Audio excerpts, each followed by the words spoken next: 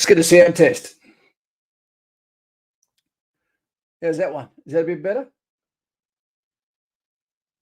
Yes or no? There we go. Okay. So basically what's happening is when you make a video now, anything to do with any of this subject, YouTube is dragging you down. Every time you start something, it's not until you actually start despite the fact we've done all testing before this, okay, now it plays with your audio as well. So something reaches through to the channels and it's trying to prevent you from getting the word out. You know, that's obvious. G'day, everyone. Here we go. G'day, Chris, Irish, Dominic Fletcher. Don't know if it's me, but haven't got any audio. The audio is good now. Thank God, loud and clear, says Eureka. Jamie Bauer, Dominic Fletcher. Yeah, all good now. Irish with the thumbs up and Joshy. Julius Caesar, champion. We're going to talk again soon. I'll have to watch later at Cactus Jacks. I saw your messages coming through, mate. Love it. And Noah, thanks for what you've done for Two of Every Animal. Guys and gals, just to start off a little bit of heat. In case you haven't been watching, they've been throwing around conscription in Britain over the last few days. Whether that is designed as a let's throw it out there and see what happens and see the way people take it, or is it going to be something that is deliberately or maybe even accidentally organic and people just started to talk about it because they feel like maybe it's necessary as recruiting has dropped off. But let me explain something to you, that if conscription hits the UK, we have exactly the same problems in Australia. I'm not sure about New Zealand, but definitely Canada as well. And we're likely to follow suit. So let's have a look at that. TikToks from England in reference to conscription. Happening, what would happen if we got called up to fight in World War III? To be honest with you, I don't know. But what I do know is one of the lads phoned in sick today because they said the windy weather kept him up all night. UK should have a citizen army to see off Russia. Dear God, the generation that they'd conscript now can't brush their teeth without a TikTok video. The idea they could actually put them as infantrymen and women, give me a break. No, mate, no. I'm just hearing about conscription. Conscription signing up for the army. Fucking because of a war in Russia that we had nothing to do about. Absolutely nothing to do with. But you're telling me I might have to go and fight in a war. Don't come at me with it's to save your country, fighting for your country. Bollocks. Fighting for them fucking knobhead politicians to better themselves. I don't even know what the real story's all about, but they're going to go and tell you to go and fight. How about no, mate? How about I'll just stay in my trenches doing a bit of concreting? There's no point asking a stoner to go fighting. I'll eat all your fucking rations. How honest is this, Blake? Bloody honest. Just there. G'day, mate. I hope the stream goes well on flood cleanup, so I'll watch the replay. Take care all. To you and your son, Quinny, who's currently serving in the Australian Army, mate, thank you for what you do. Your family is always putting in.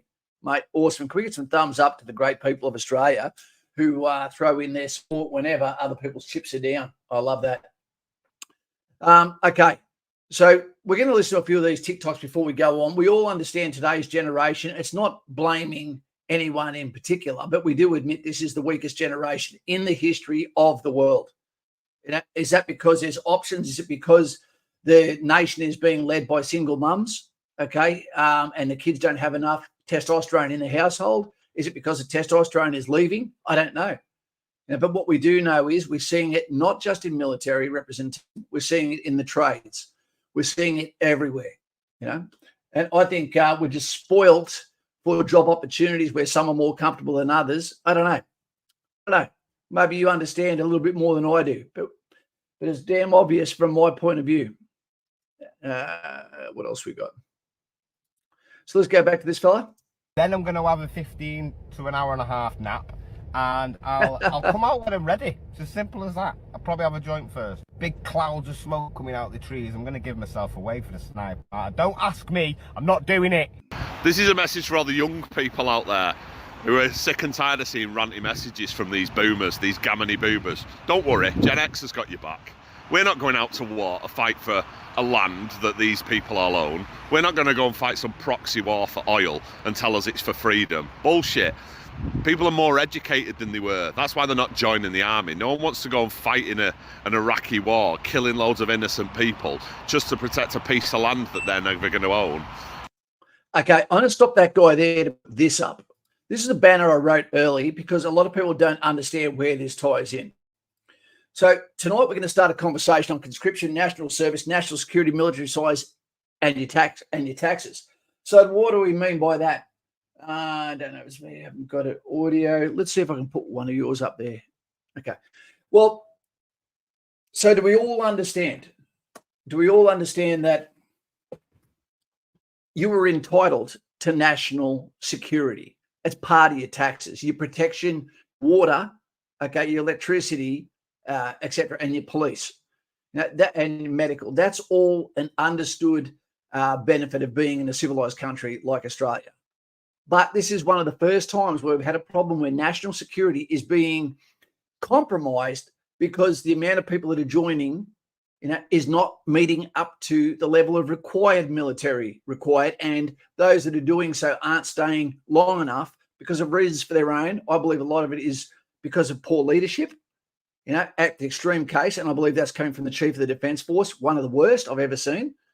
Okay, and I think that it's also the woke agenda that is destroying every single industry it touches, every single one, with this mental health epidemic that people are pretending there's nothing wrong.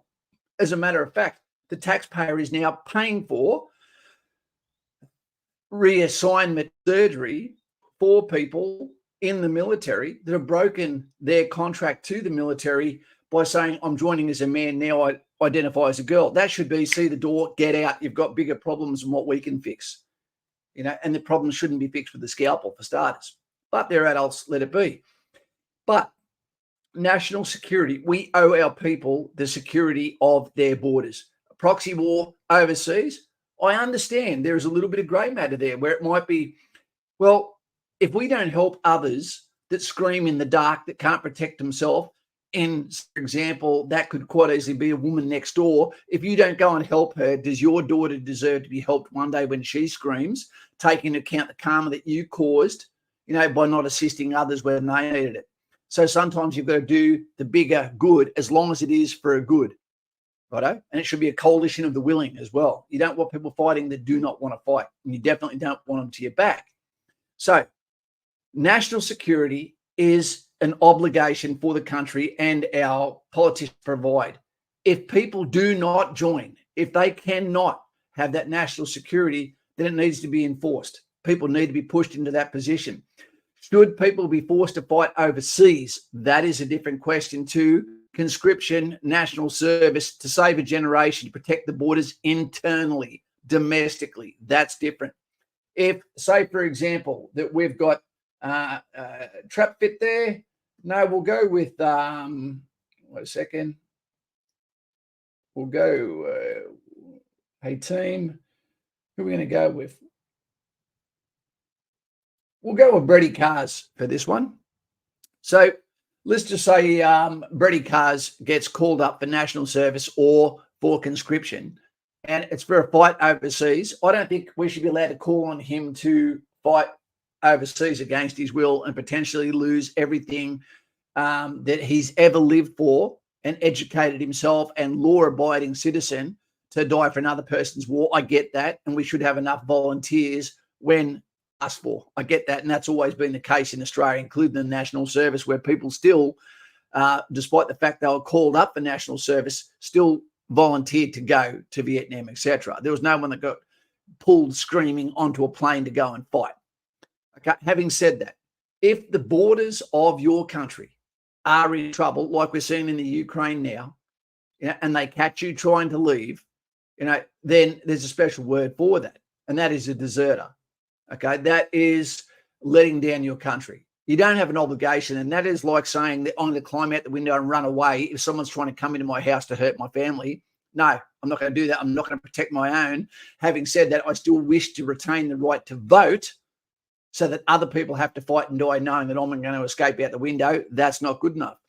So if we don't meet targets of an ever growing military, and this is the smallest our military has probably been in the history of the baptism of fire since 1915, righto, then eventually the government has to step in and say, well, this is going to happen whether you like it or not. We've got to step in, just like they had to in COVID. Right? Conscription and national service. You don't necessarily vote for it. It is something that can be invoked by the government. Having said that, you don't see too many politicians' sons there, do you?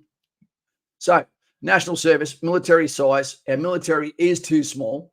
Okay, one way to counter this would be to bring back weapons, to those that are specifically for those that have done national service that are now proficient with firearms, so they could have that weapon there, similar to Israel, similar to Singapore, similar to all the countries that save a generation by having structure, law and order, and also the understanding of what it is to go through the crucible of becoming a man. Okay, becoming a man. From a boy to a man. It's not when you turn 18. I've met boys that are 16. Sorry, I've met men that are 16, and I've met boys that are 30. And sometimes I was guilty of both. Right. So don't think this is a choice thing. It's not. It's a necessity thing, because we have to be able to protect our children at home. And if men refuse to stand up for conscription within their own borders, then there's something fucking wrong. Very wrong. Right. Whoops. Back to front. Let's listen to another couple of these and we'll get back onto you guys. What are your thoughts? Let us know.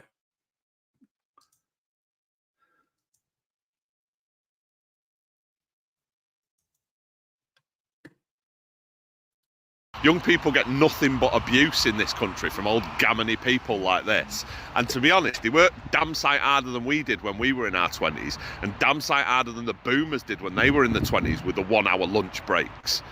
Young people have got it fucking hard at the minute. Lay off them, yeah? Gen X will come for you. Nah, but on a real low, you won't catch me going to World War III. I've already been there and done that back in the Black Ops 3 days. I'm retired now. I'm putting my legs up and I'm resting. I'm just more confused how the fuck it's got this bad. They're actually at a point now where they're going to have to ask the general public to step in and you're going to have to get drafted. Now, that scares the living hell out of me. GTA 6 is out in 2025 and I need to be alive to play that game, unfortunately. So, yeah, it's one of them, isn't it, really? Speak on behalf of all the British people and tell you right now, we ain't fighting no war. We ain't doing it. You got ex-military members that are homeless on these streets of the UK that are sleeping rough. Well, an exciting morning. Last one, team. Then we'll get back to you guys. The head of the British Army talks about conscription. Steady line, attention. Fuck off. Are you fucking serious?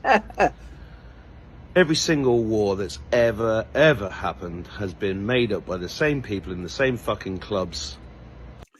How true is that? That they're all in, that you're not in. I implore you, if you are a young man in Britain of British descent, of British origin, do not take the white feather. Because it's just...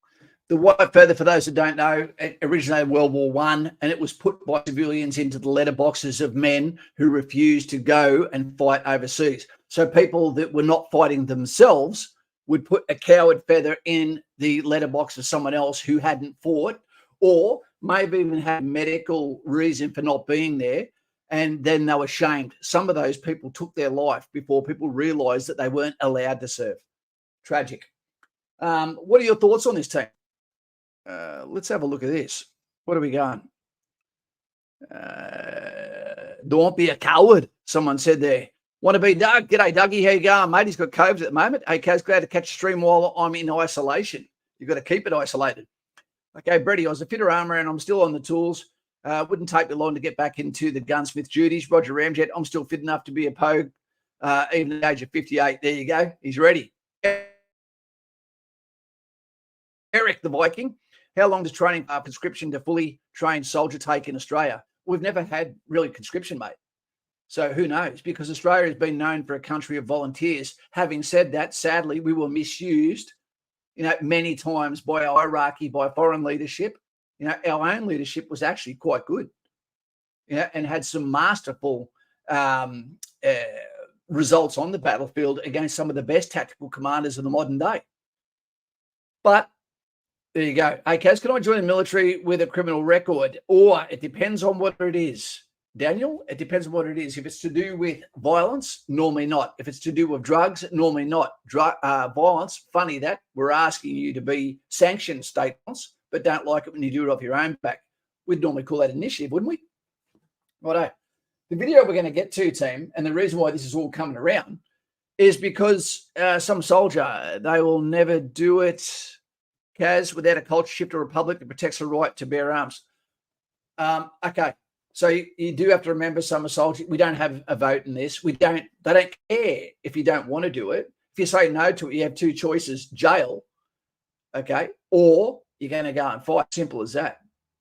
The same as basically what's happening in the Ukraine. There's people in the Ukraine that have been killed for trying to escape. Okay. What are we getting at? So basically what happened with the video, we're going to go into an infuriating video, to tell you the truth. And this came for the project, basically, I think it was last night or the night before. Global tensions, a defence expert reckons Australia should seriously consider bringing back a form of national service. Dr. Alexei Moraviev from Curtin University. If I was to say bring back a national service, it wouldn't be to potentially to fight outside domestic realms. It would be to recapture this generation, which I believe is going to be the lost generation as we look back on it, the COVID years, the transgender years, all of that weird shit that's happened, the glitch. And this is to allow people who are disenfranchised to discover who they are, what they can be, bring out the best, and reset a generation and allow them to go forward with some level of, less chaos, okay, some more stability, some more tools to assist them through these times of loneliness, okay, and what they feel is social rejection. Okay, at the moment, it seems like there's multiple captains that are saying, come to me, be my, what do you call it? Be my Herrick, be my, what would we say? Anyway. Okay. What Ukraine's doing, you can't stop male refugees. How they get away with it? Okay. Yeah, that's a tough one, isn't it? Yeah, that is a tough one. Because one day you've got to get back to that, don't you? Says boosting Defence Force numbers now could be a smart move. And amid NATO fears of an all-out war with Russia, he says Australia should be... So we'd be looking at 4 months training probably to get people to infantry, some level of infantry standard as a conscript. Again, what it would be conscription, but from there, there'd be a group. You'd probably imagine if they called for conscription would say, if our borders are in danger, there'd be a mass surge of tradies and other guys that go, no, you don't have to conscript me, I'm in. And we'd see still the backbone of great Aussies that would step up to the plate to get the job done. Sadly, they're the first to lose their lives when they are the first to enlist, always want to lead from the front, do their bit when they're called upon. Okay, and then what ends up happening is we start to become a nation of the sons of pacifists for the wrong reasons. Training new troops while we still have time. This would be voluntary, would it? No, I assume mandatory.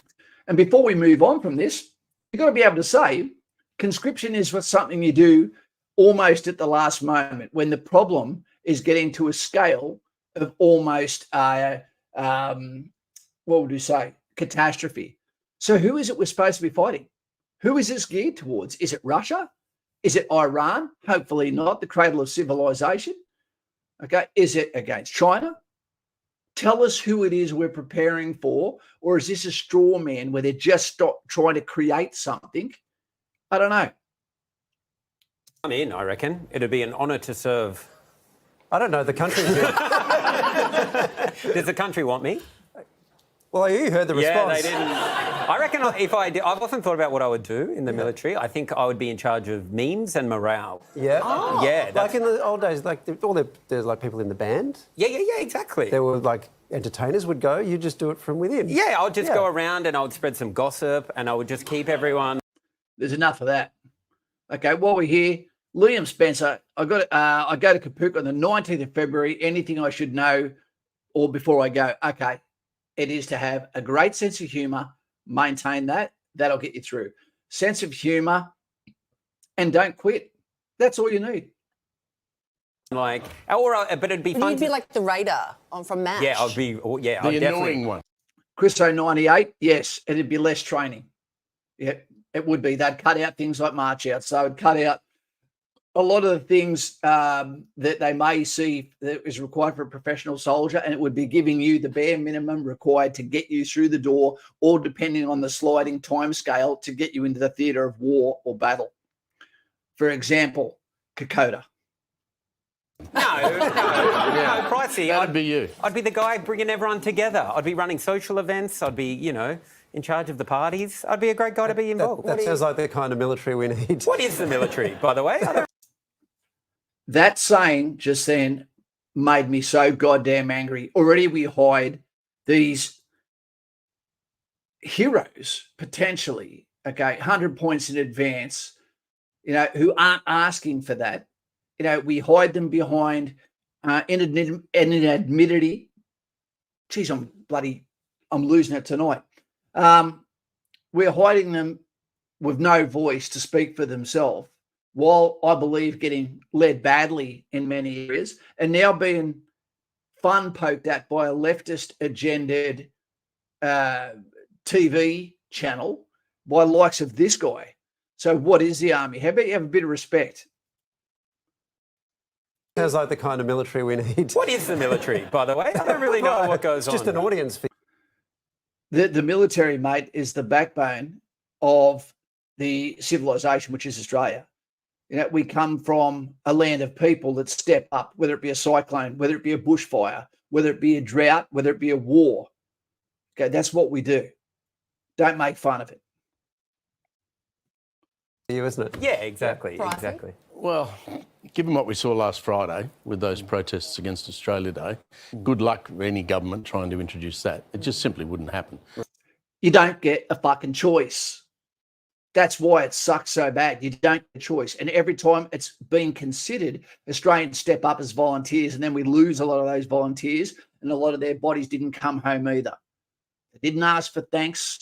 Okay, they just asked for respect. If not for them, then for their mates on the 25th of April or Remembrance Day, when you tip your hat or take it off and bring a child, no matter what you're wearing, and just take a moment to remember that freedom wasn't free.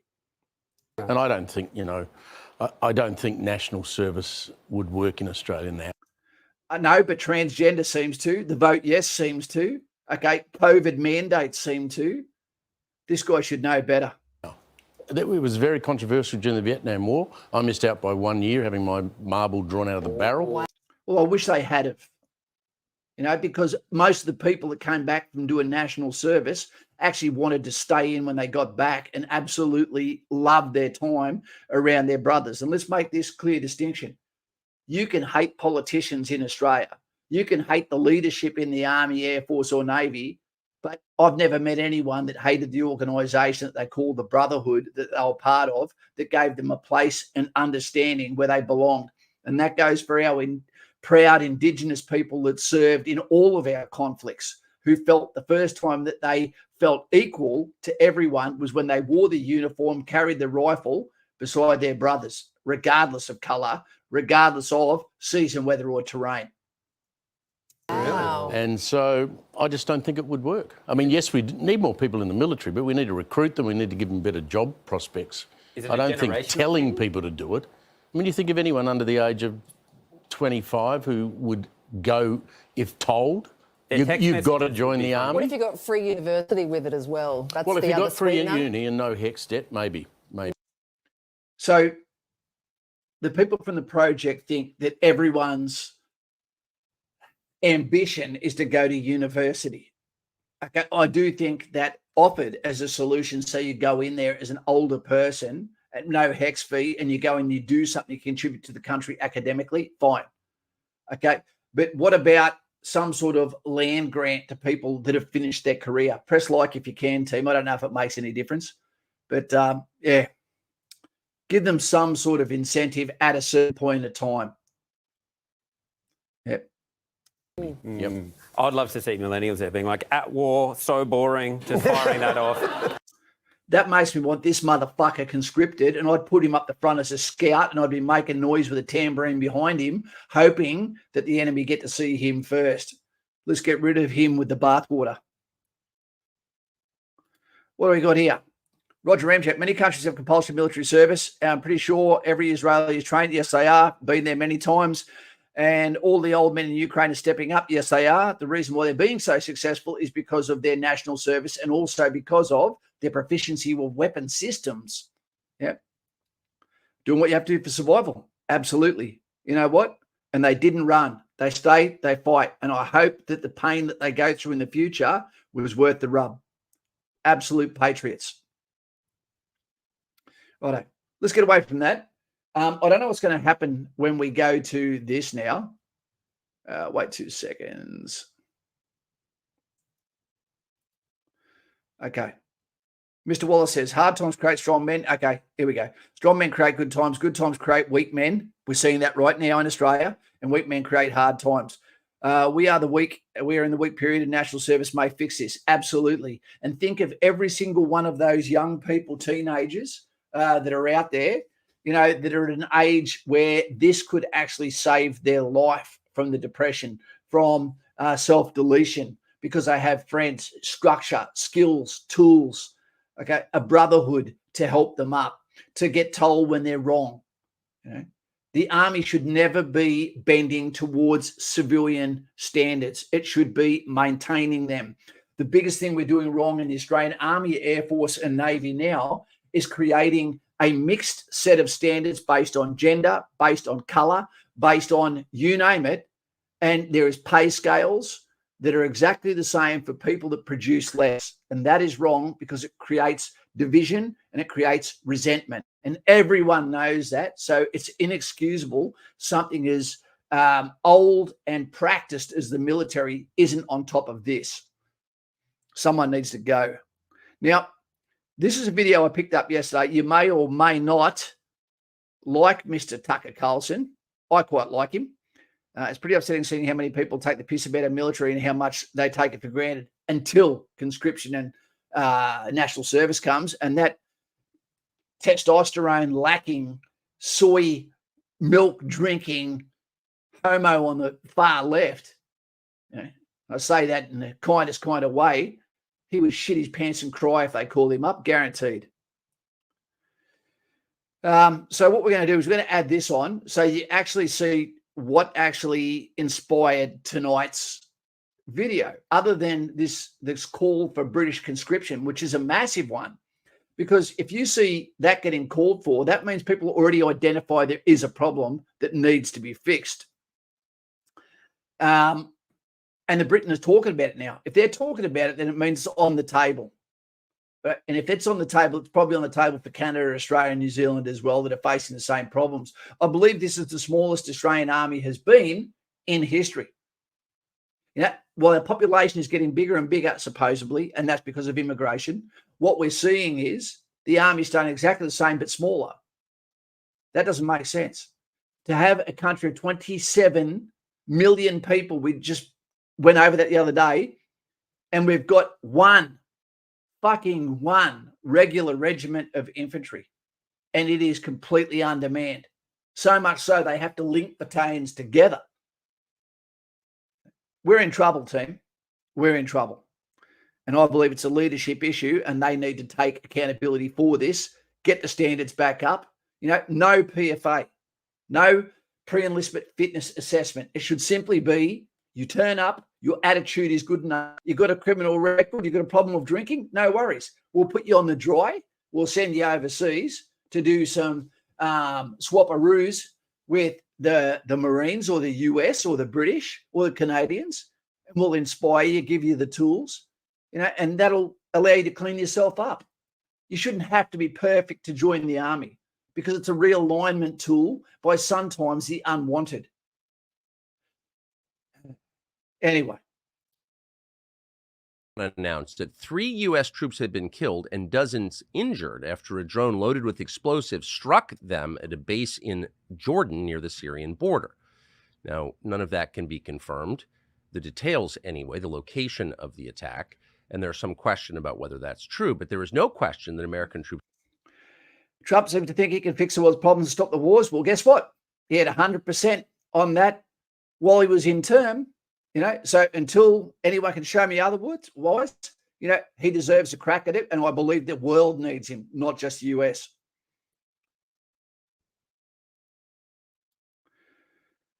What's Jordan saying? No, I didn't hear about that, mate.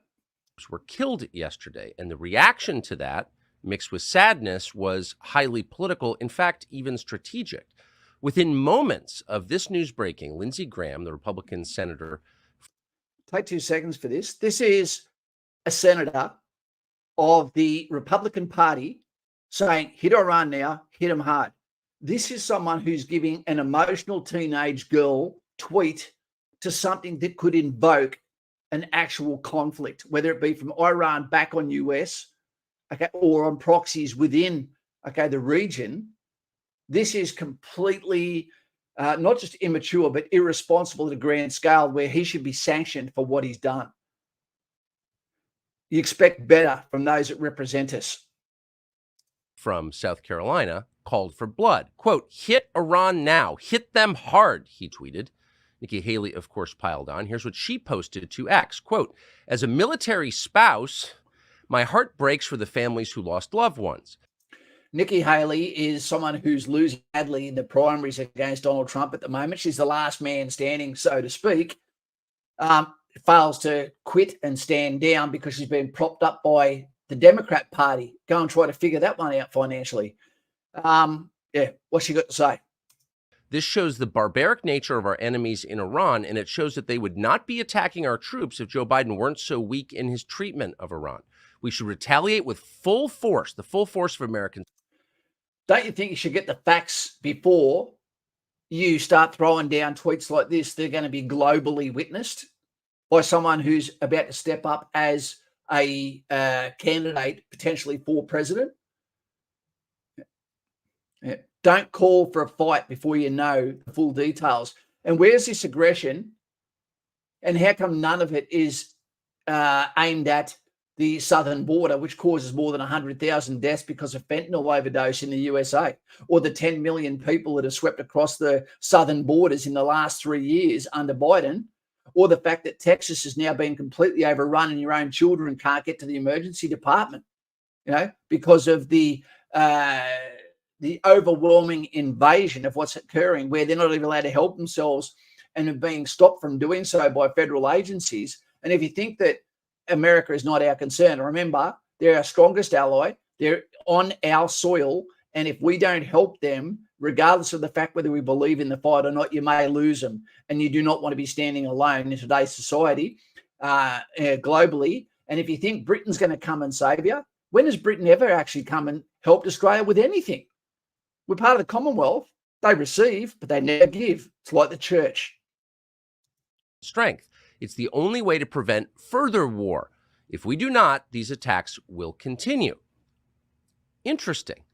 All of this came immediately.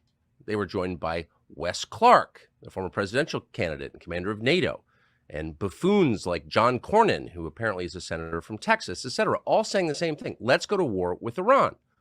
They all said this in both sides. Here's Nancy Pelosi on CNN telling you.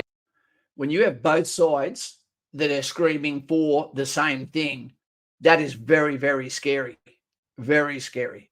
That means the curtain has been pulled aside and you're seeing the true message.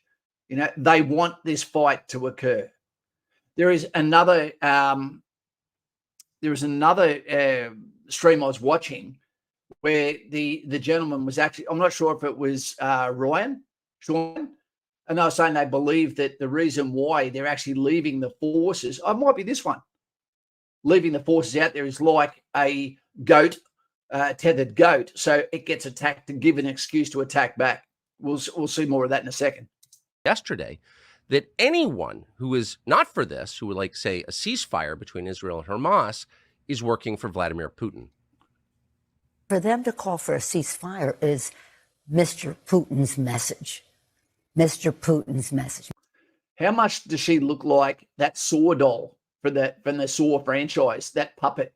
If you put the red squiggles on her face, out of control. She must be one of the most evil women alive. Make no mistake, this is directly connected to what he would like to see. Same thing with Ukraine. It's about Putin's message. I think some of these protesters are spontaneous and organic and sincere. Some, I think, are connected to Russia, and I say that. How many times has she said Russia in the past 8 years, and every time it's been wrong, except when bloody Hunter Biden's hands have been wrapped around it and Joe Biden's. G'day, Dizzard. Having looked at this for a long time now, as you know. You think some of these protests are Russian plants? I don't think they're plants. I think some financing should be investigated. And I want to ask But it does come from CNN, so it must be right. The FBI to investigate that. It's hard for most people to believe that a person in his or her 80s could be evil, but she is evil, and she's speaking lies. What you heard is totally dishonest. But there's a point to the dishonesty, and that is a war with Iran, which people in Washington have been agitating for more than 20 years. So are we going to war with Iran? Are we already in a war with Iran? And if so, what are the consequences? Most Americans have no idea. It's not even something they're thinking about, but they should be. Joe Kent is a former Green Beret. He's a combat veteran who lost his wife in one of these wars.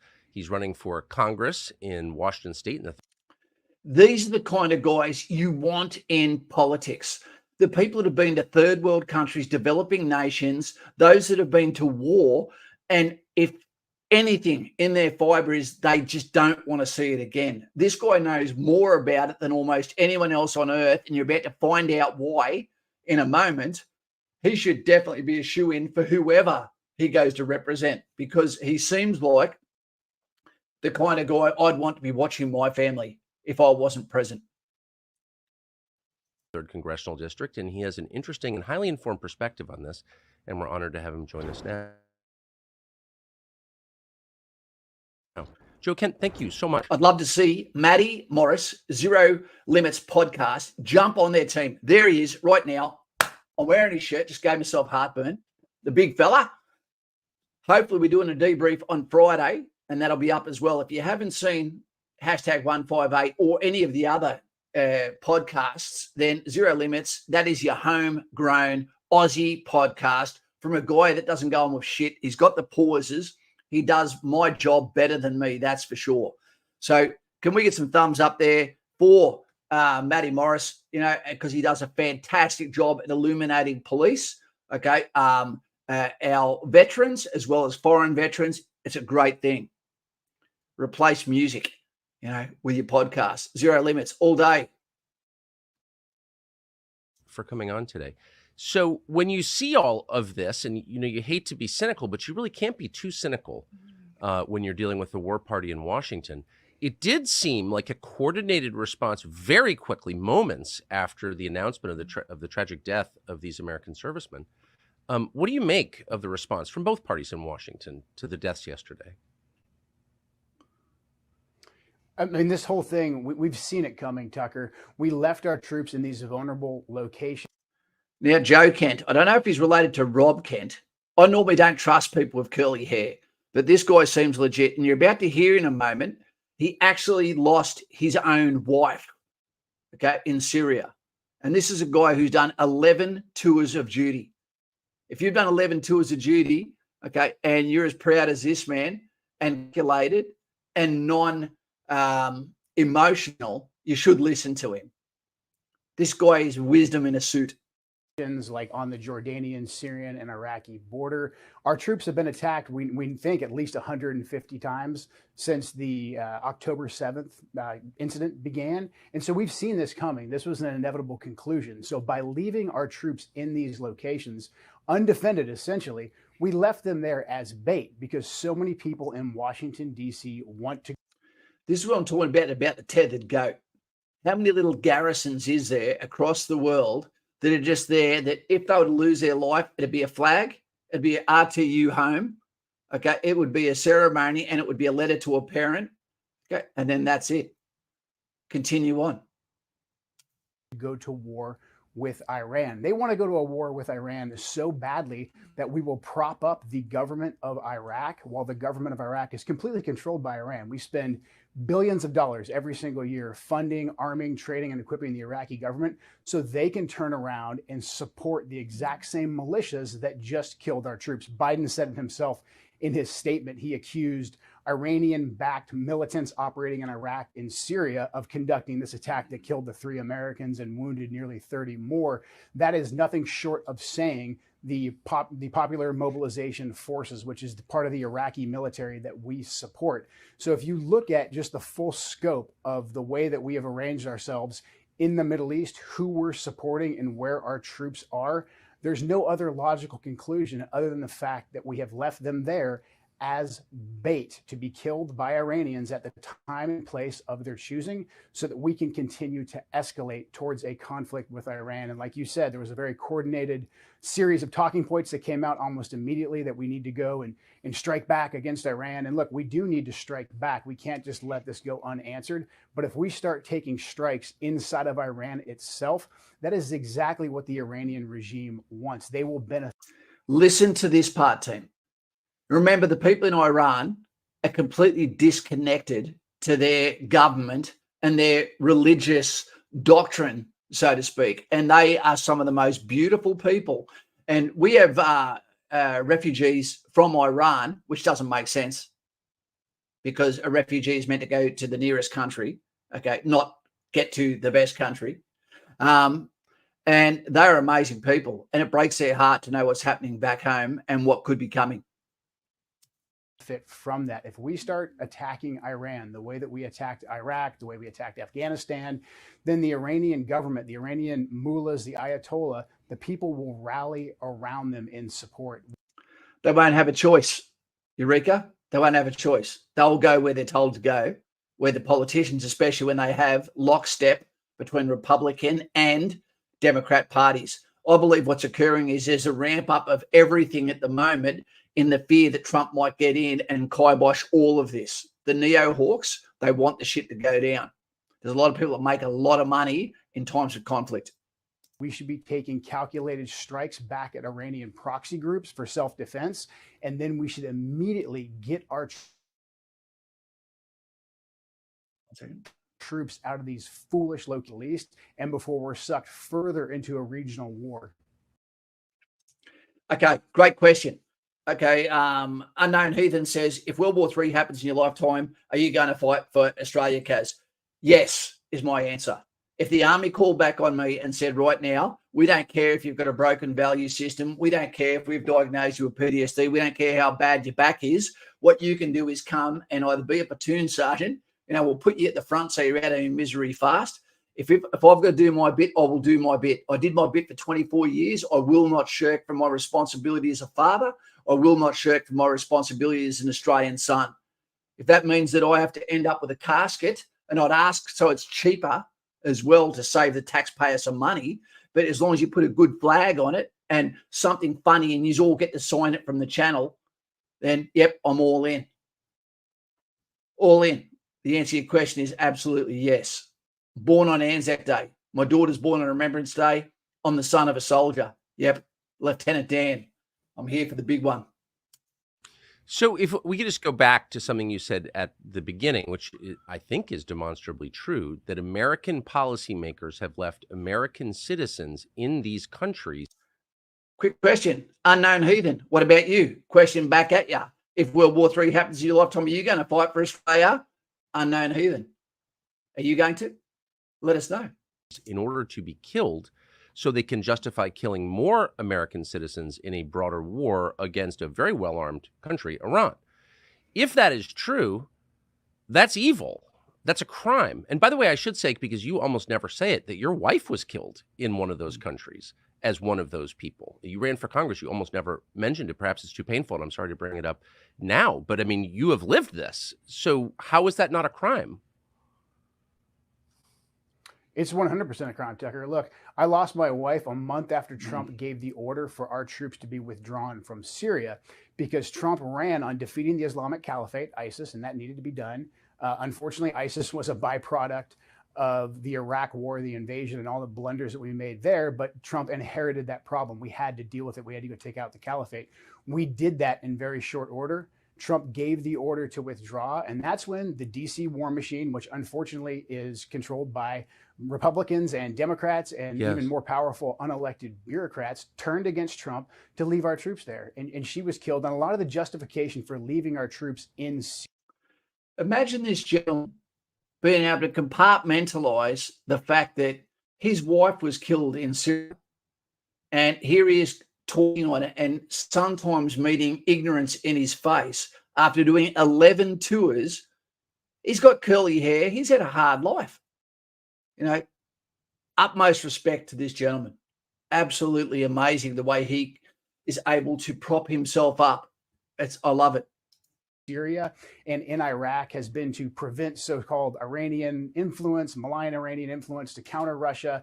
And that is nothing more than us baiting a trap for ourselves to get our troops killed, to encourage and then really to justify a further war against Iran. It's absolute insanity. And we have to ask ourselves as American citizens, what do we gain from this? If we're 2 seconds, sorry.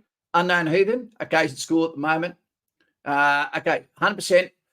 He would. Kaz, my dad served in Afghanistan, which means that he's got a positive outlook at the military, despite the fact that his father was a soldier as well. So I've always grown up with the army around me. I love it. I'm planning on joining the infantry after school. If you have a hard time listening to your father because familiarity breeds contempt, then swing questions to Kaz from the Patreon, which is down below in the remarks, so that I can coach you on the bat phone. Bam, which I've been unable to get away from for the last few years. I'm here to serve how I can serve you until that glass breaks. What have we got down here? Eco and memes. Bam. Getting the Spotify playlist ready just in case of World War III. There you go. I love that. And thank you very much for the donation. I'm going to buy some raw chicken with it and I'll eat it. We saw one up here that I wanted to put on too. There we go. Coops. Okay. I served alongside Coops. Sign me up, prop me up in some observation post somewhere with a few crates of ammo, a Jaffle iron, and some strong-ass coffee, and let's have at it. If I can be beside you, mate, I'd be more than happy. Let's do that. Let me in.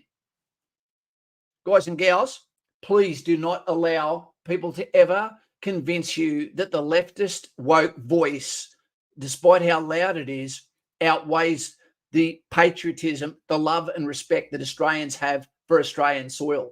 They might not want to fight overseas unless you give them a compelling reason to. But I'm telling you now, if you think that the USA is a sleeping dragon, Australia is someone you do not want to fuck with.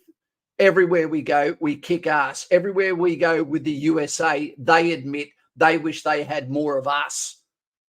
Okay. We are the sleeping dragon. Okay. Maddie's probably thinking, don't get that Chinese shit on you. Tattoos. That's what I'm talking about. But guys, we live in the best country in the world, I believe, but it's just getting choked at the moment by woke agenda, by people that need to fuck off. Regardless of conscription happens or not, I want to apply by October this year and going infantry. Thank you, mate. I wish to do it in June, but unfortunately won't be prepared due to work and personal reasons. That's fine. The time has to be right. But don't let 10 years go by, have a life of regret that you never actually go and do what you had a calling to do, that your ancestors with the conch shell were saying, step up, son, it's your turn. It's not about fighting, it's about mateship. It's about adventure. It's about self-discovery. It's about failure, rebuilding, and internal pursuit of perfection to make you ultimately a better father and a better Australian citizen. That's it. Replace Australian with American. Replace American with New Zealand. Replace that with any country, Iranian. If you are a better version of you and everyone did what you did, you would be a net positive. And if everyone did what you did, there'd be no such thing as unemployment. Okay. There would be those with injuries, they'd be disabled, but we'd be in a country that is skyrocketing for the fucking future. Yeah. Doubt we'll see a major war as the US doesn't need a large war. Yes, they do. And has time and time again tried very hard to avoid a war with Iran. They want it more than anything, mate. You know, they do. They're just waiting for a good excuse. Okay, can we please get Mitchell Broxham? I got my psych interview tomorrow, then got medical interview Tuesday, infantry, through and through, baby. Love it. Okay, can we get some thumbs up there for Mitch? You know, and Mitch, proud of you, 100% in advance. Let's get it done. What's that? Summer Soldier. I was going to mention that you are already serving, Cass. Thank you, mate. Thank you, sir. You know, one of our favourite people down here. Okay, Carl P. He loves Australia almost too much. It's almost disgusting. We're going to deploy our troops and we're going to lose our best and our brightest, and we're going to spend trillions of dollars. What do we, the American people, gain? At the same time, we just lost 3 Americans defending the Jordanian-Syrian border. Our border is wide open. Fentanyl's killing over 118,000 of our citizens. 10 million illegal invaders have come into our country. So where are the priorities of our ruling class? And I think it's absolutely evil. I think it's completely and totally treasonous. And we need to get these people out of office as soon as possible. Well, it's also, there's something bigger, it seems to me. I have no evidence, but just watching, there's like a spirit of insanity or delusion that's descended on Washington. It's almost like ergotism or something you read about in the Middle Ages, where the whole village goes crazy and commits cannibalism. I mean, here you have, for just one example, John Cornyn, who's a senator from Texas, whose state is being invaded by millions of people. You can't get your child into the NICU in Texas hospitals. You can't use the emergency room in Texas hospitals because they're full of people breaking our laws from foreign countries. So Texas is collapsing under the weight of this. And John Cornyn's entire day is spent worrying about the territorial integrity of foreign countries. Like, how do you explain that? It can't just be payoffs from Lockheed. Or my answer to Thoughts on Australia Day is it's Australia Day every day. No one deserves a sorry from anyone because we weren't the ones that done supposable things wrong. Okay. We don't owe anyone any money. You know, we live in the best country in the world and no one gets treated bad. But I'll tell you what, we've got people within our communities that get treated better because of the color of skin, not worse. So Australia is a fantastic day to positivity. It's a day where it says a lot about your character. On Australia Day, if you embrace negativity, then that says a lot about your character. It says who you are as a person. If you gear towards the beach, a frisbee, not wearing zinc because you might get misgendered, okay, then I would say I'll take the positive person any day in the face of adversity, every day.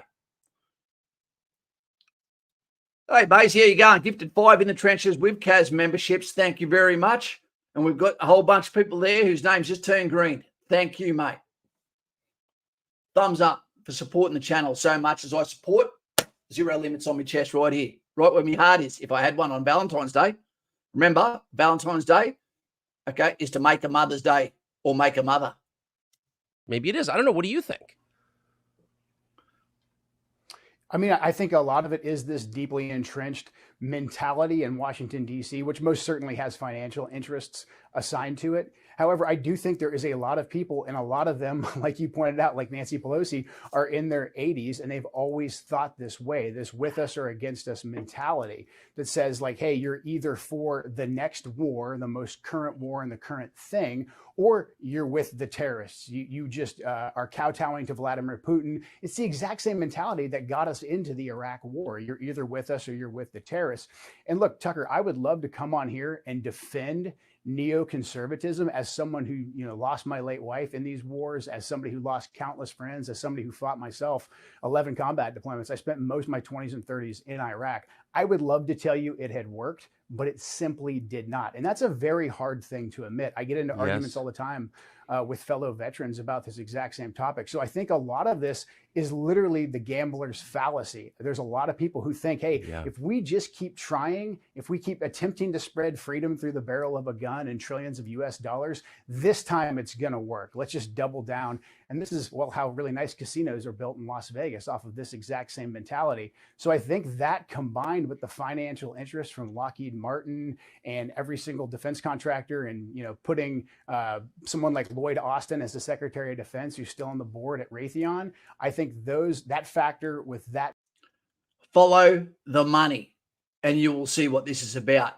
And it's not just money, because power is bigger than money. This shit has been going down since Rome.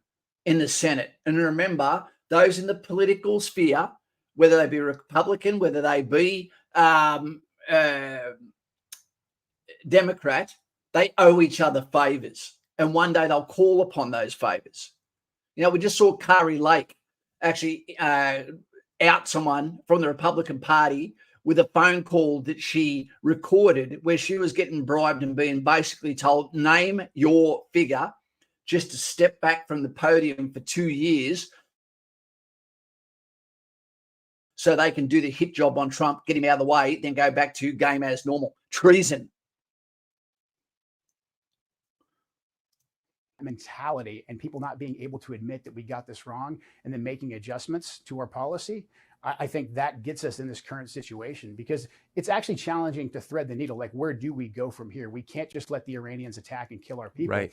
But at the same time, we know if we go to war with Iran, this is going to be a disaster. There's no data that says like, hey, maybe if we just go to a war with Iran this time, it's going to work out great. We've actually got to assess the past mistakes that we made, make adjustments, and then chart a more pragmatic way forward, but at the same time, not lose sight of what's happening in our own country. I don't go anywhere in my district in Washington State without someone telling me a personal story about how the fentanyl crisis has affected them, how the wide open southern border is literally killing members of their family. So, okay, good question here. And why this is such a good question from Voodoo. You know, you don't want to stuff around with someone that's got a doll replica of you with some pins and needles like a mother-in-law that's got your name encrusted. But what do you think as a veteran who can no longer re-enlist, like myself, due to health reasons, due for Australia if another war occurs? We'd offer your service, naturally, and there'll be a place they'd probably find you, okay, in a time of emergency, smash glass. It'd be similar to what happens in some countries at the moment, where they bring civilians in to help with police forces with cold case file groups, where they have thick tags that come in. You're not paid. You're a volunteer. You come in and do what you can with it. You know, other than that, be a good person to your family. Be a good person to yourself, and remember why you fought in the first place, why you wanted to put the uniform on, and then let that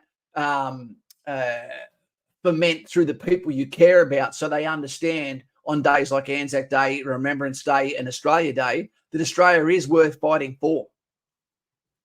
That's what I reckon. I hope that answers. And mate, thanks for the coffee money. Linda Hunter. I don't think, here we go. Do council support neighbourhood watch these days? No, I don't think they would, because if you were, it would be too weird if you're a man that had it up there. And I believe that if you do anything to the youth, that you'd be the one that ended up in behind bars. So we need to prioritize. This whole idea that we can be at war with the entire world is absolutely absurd, while at the same time not prioritizing our own nation. We've got to get our priorities in order. I've always wondered how someone like you must feel, who, as you just said, spent a good part of your life on 11 combat deployments and lost your own wife in these wars. How much can you ask of someone? Who suffers more? Someone that goes on a deployment and it is killed by the first shot they heard, didn't hear, bang, snap, gone, or the person that does 11 tours and has 11 volumes of different trauma, okay, attached to their psyche? This man is a special man. It's going to really, really hurt him when the engine stops and it's time to sit on the lounge chair and say, my time is done. Well, he's got so much wisdom, so much knowledge, and so much fire and motivation in his stomach. Now, the last question someone was asking about, Trump is when was people would run, is I don't mind if people don't want to fight. If they don't want to fight, just get the fuck out of the way and give us clear avenues of fire, free fire lanes. I'm happy with that. You know, but you'd better have a good bloody coffee waiting for me and get your dick out of me, missus, while I'm off doing my job. That's a long story. Tom of the Jungle, one of our favourite people of the channel. If there are, they probably won't say much. They have to be careful. Okay, I'm not sure what that one's about there.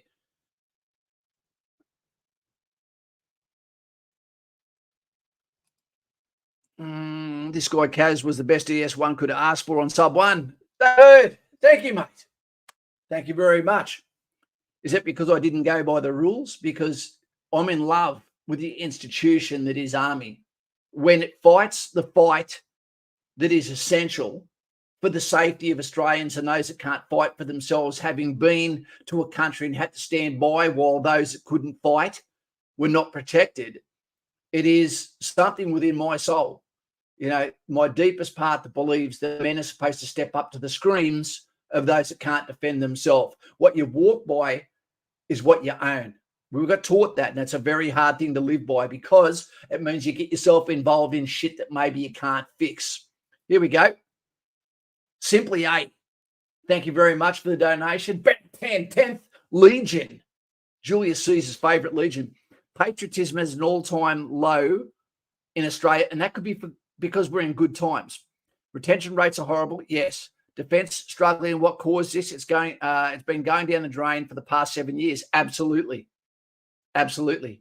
I agree with you, Simply 8. I do agree with you. And it all comes down to what? To leadership, to folding in, to lowering standards, to allowing woke into our institution. And that happened with Mr. Morrison, followed on by Mr. Campbell.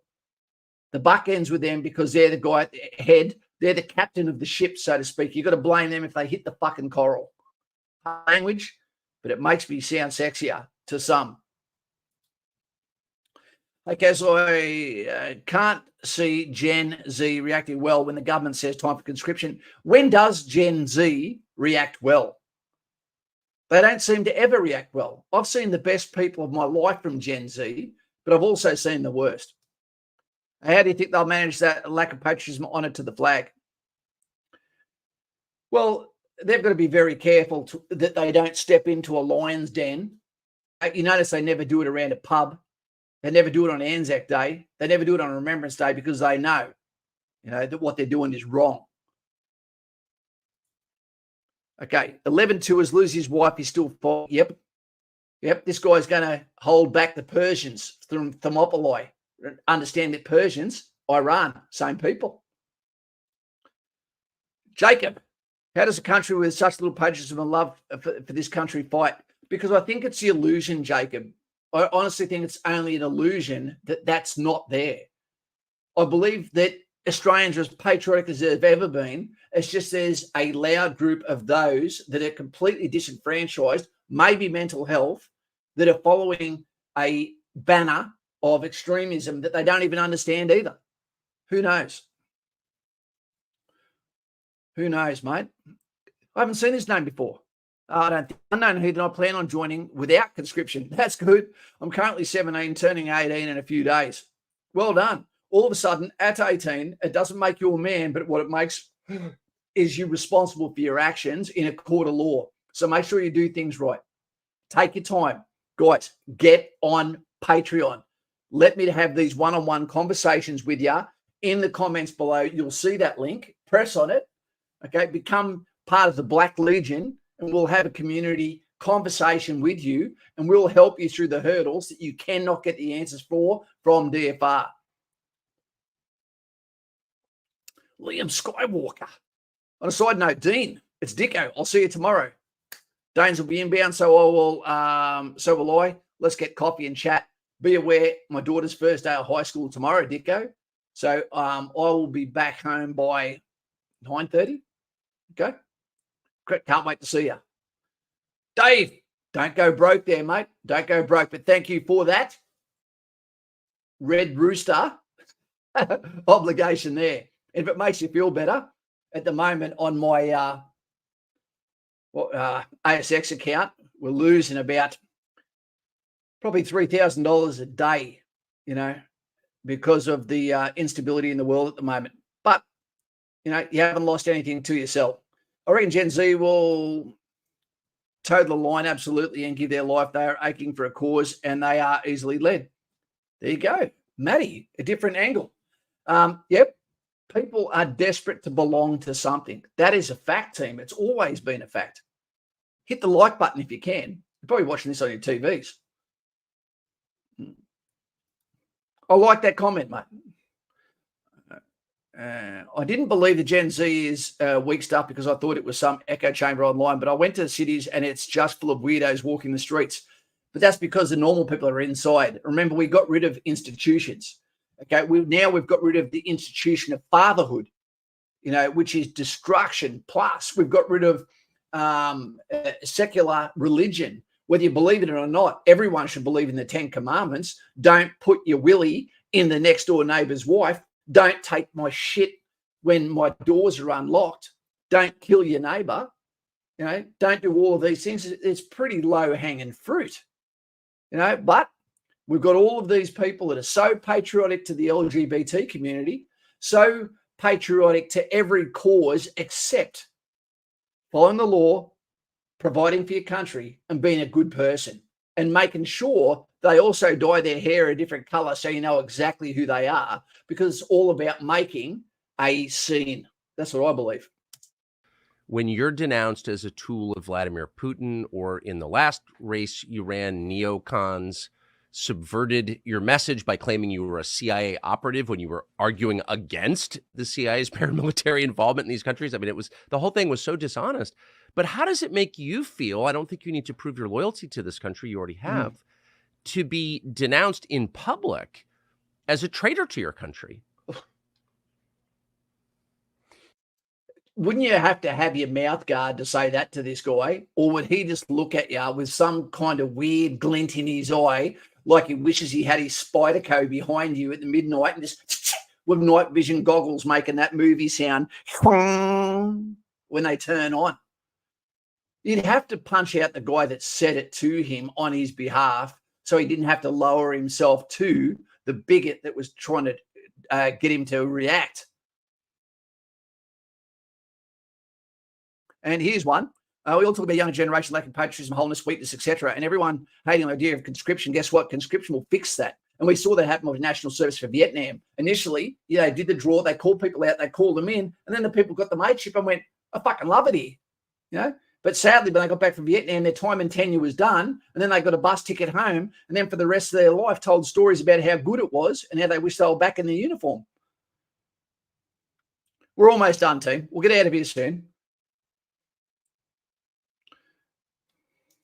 When it happens the first, somewhere around the first 10 to 100 times, it hurts and it makes you really mad. And then you get in this effort to prove why you're not what they say you are. I'm not a Nazi because, I'm not a Vladimir Putin puppet because.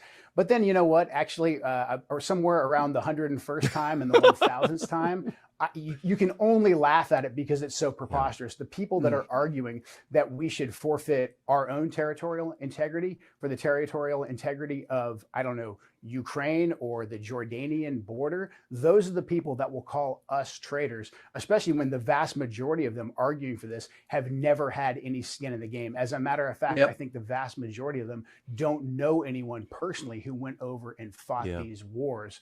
So there's something liberating in being called that repeatedly over and over again, because then you can truly see things for the way that they are, that this is literally just propaganda to attempt to intimidate people, to shut them up. And I'm glad that you're doing what you're doing, and you give us a platform where we can actually speak truth to power and show people what's actually happening in this country and how our foreign policy establishment is absolutely just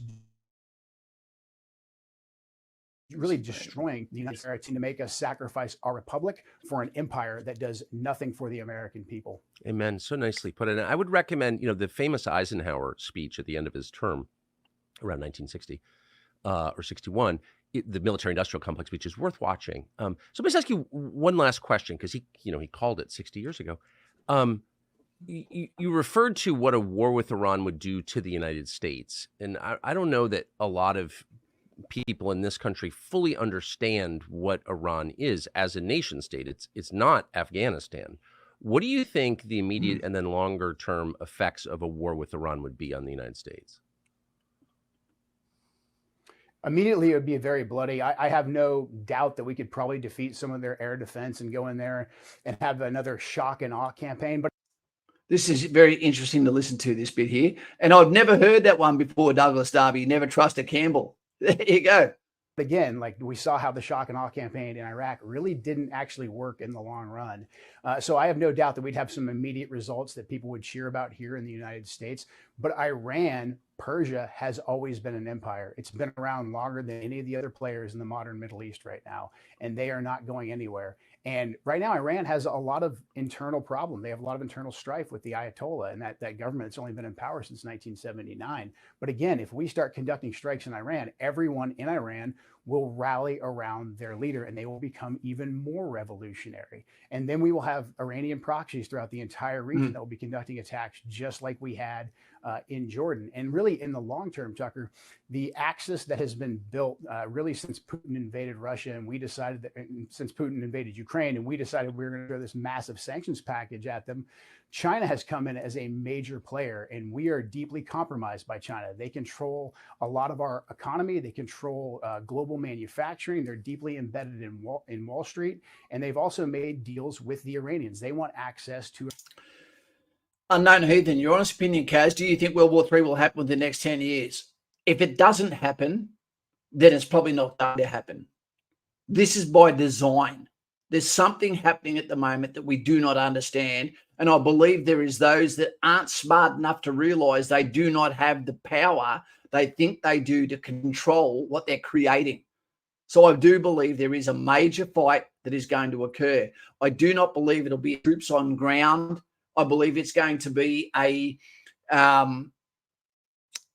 technology, one from naval forces, one from aviation, about detection and destruction from afar. That's what I think is going to happen, mate. And it's sad, very sad, because if you are someone from any country in the world, you know, and you attack Australia for whatever reason and your family is injured or killed, then you're going to hate them for the rest of your life. That's why you can't blame the Japanese for hating the Aussie or the Aussie for hating the Japanese. It's not racism, okay? It is a tribal fight that happened once in time that you cannot recover with because your very psyche has seen the worst of what that people can do to you. For example, if you were ever bitten by a German Shepherd, you're going to hate German Shepherds for the rest of your life. It's not related to a racism sort of subject. It is, you have done me wrong and I cannot trust any of you because one of you defied my trust in the past. Okay. Thank you very much, Matty. I hope you're getting something from this because I care. And Petro, I don't want to waste your time. Not to mention the fact that Biden killed off U.S. energy independence and now he's going after LNG. And the world's biggest LNG exporters are Iran, Russia, and Qatar. So this axis would become very powerful. If we get deeply involved and deeply entangled with Iran. In the comments below, mate, in the description panel. If you go to Patreon, click on the link, and then that'll take you somewhere. Go to the Black Legion, hook that up. Okay, when it comes through to my phone, I will send a greeting message to you. From there, we'll organize a time. We'll have a laugh, and you're going to have a good time, and then you'll be inside my circle. See you, buddy. We are playing right into China's hands because China would like nothing more than for us to be committing our military industrial base to a war in Eastern Europe, in Ukraine, and then to be committing our conventional military power, our blood and our treasure back in the Middle East. That will make the Pacific, our actual border, extremely vulnerable to Chinese aggression, or China will simply just watch us bleed out economically as we bleed out on the battlefield on these couple different theaters. It's absolute insanity. It's opening up Pandora's box. And again, for what gain to the American people? That's right. Not just the gain for them, but the destruction of a beautiful civilization somewhere else. And we've seen that with what's happened to the poor souls of Ukraine and the poor youth of Russia. You know, don't get it twisted. Hating Russians, you can hate Putin and the people that send them. But there's people over there with 17, turning 18, getting conscripted, you know, and then following their own propaganda over to fight against patriots who didn't run, who didn't become refugees, who stayed and fought in Ukraine. There is no winners in this at all.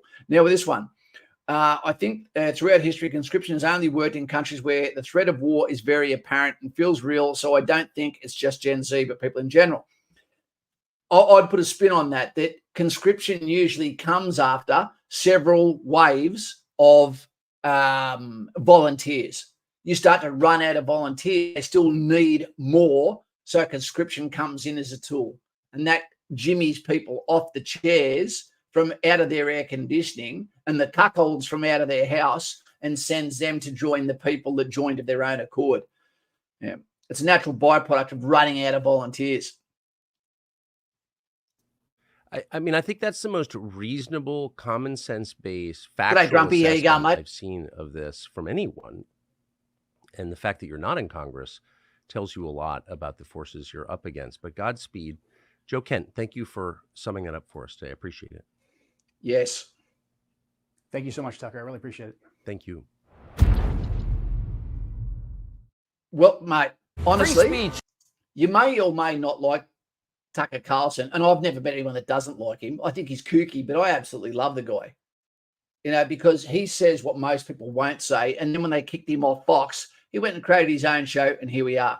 I love it. Johnny Diggs, fantastic guy. G'day, Kaz. Great to see you. The potty with Maddie was great, mate. Thank you very much. We need to have another conversation soon. My daughter goes back to high school tomorrow. Okay. So what that means is that I'll have a lot more free time during the days, you know, to get back on here and create videos and content for yourselves. And I absolutely love that. You know, you don't know him, but Johnny Diggs is doing a fantastic fight. Can we get some thumbs up for Johnny Diggs, please? There it is. It's for a trip.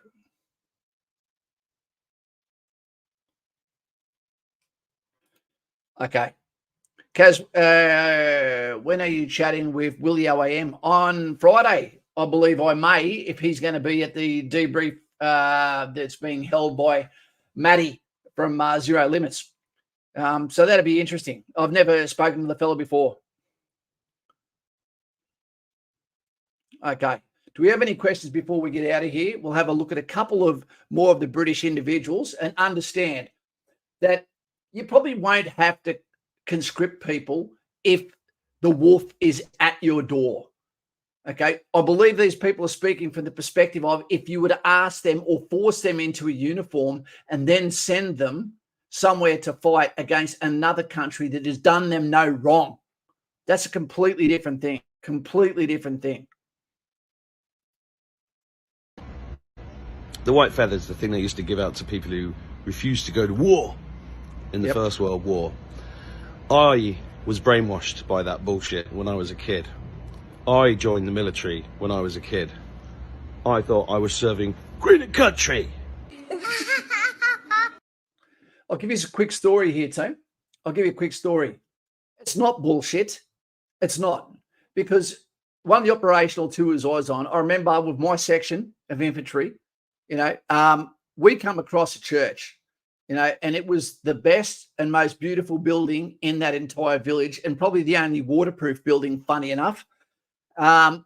And they hadn't had a church service in years because of the fear of Indonesians coming in and conducting atrocities if they found them all in one spot. So we gave Christmas back to that village by meeting with the people and then staying for their church service during Christmas, etc. And ultimately, we gave them back their Christmas and their hope for a better future.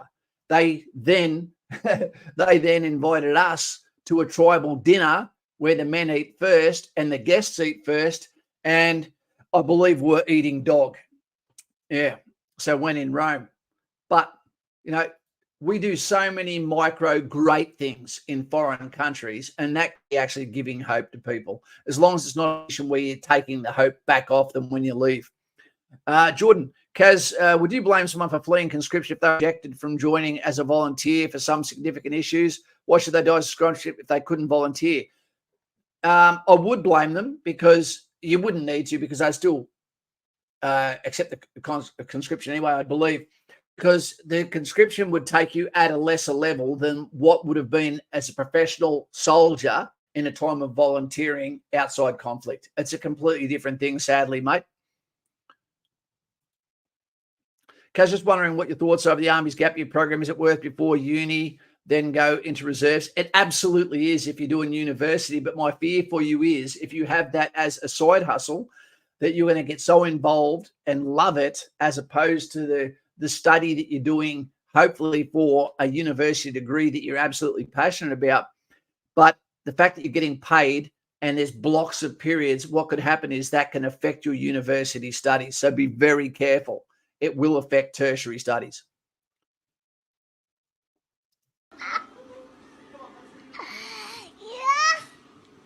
Hey, listen, yeah. The UK is going to conscript us mandem into the war with Russia. Now, my opinion, I'm not going to Russia. I don't give a fuck. Guys, real talk, I've just seen the news.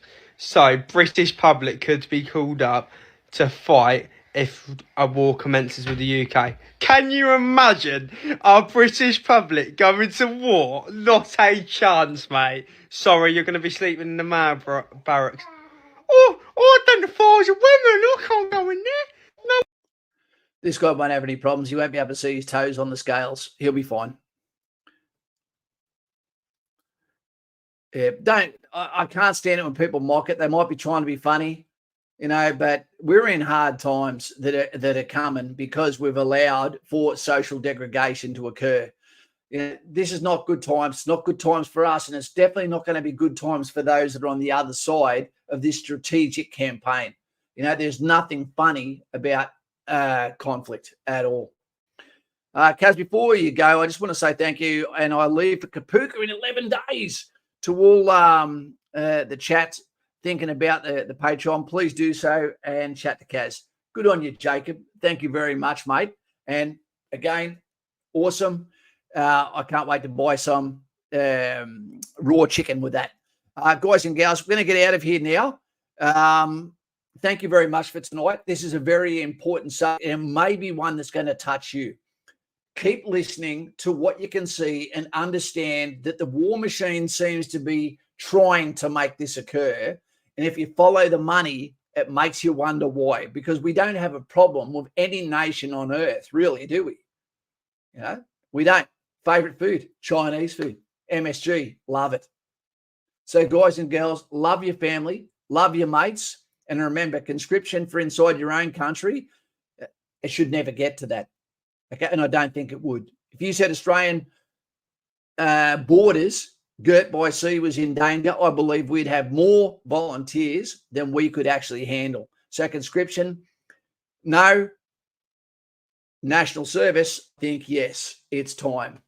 Let's pick up and get the left and catapult them to a country they would be happy with. If not, then to an asylum, because they're actually probably worse than the people ultimately end up fighting. If you're a lefty, get the soy out of your coffee, become a fucking human, and do yourself a justice, and probably say sorry to the rest of the world for the shit you've dragged us into. Other than that, take it easy. Subscribe to the channel. I subscribe to you. You've got 100 points in advance. And let's hope for the people throughout the nations that can't defend themselves or in a position where they're being targeted, that common sense prevails.